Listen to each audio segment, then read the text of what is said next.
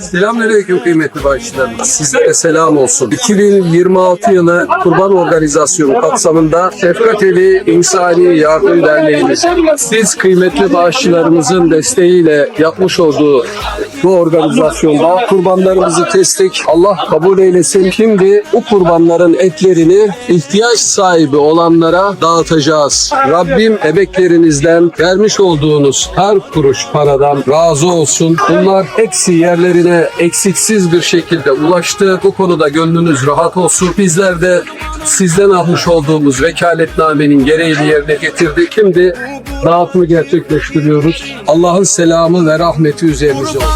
Çok gemli gönüller şad olur, kalbimiz şad olur. Çünkü o gün fakir yetimler yad olur.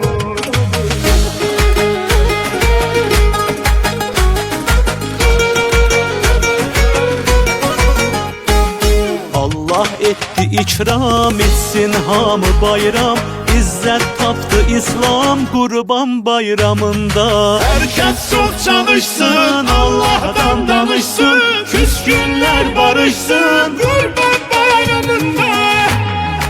İnsanlar birbirini sevsinler, el ele versinler, nurla dolsun dünya.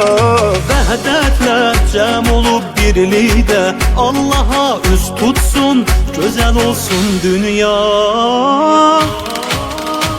Bu kurban ki Müslümanın bayramıdır, en güzel bayramıdır. Bu kurban ki fakirlerin eyyamıdır. Kurbanda çok gemli gönüller şad olur, kalbimiz şad olur. Çünkü o gün fakir yetimler yad olur.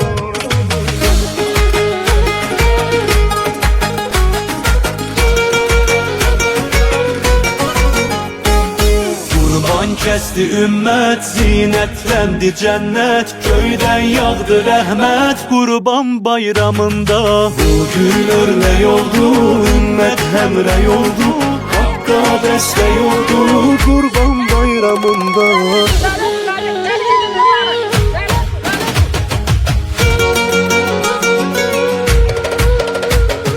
Kurban kesti ümmet, zinetlendi cennet, köyden yağdı rahmet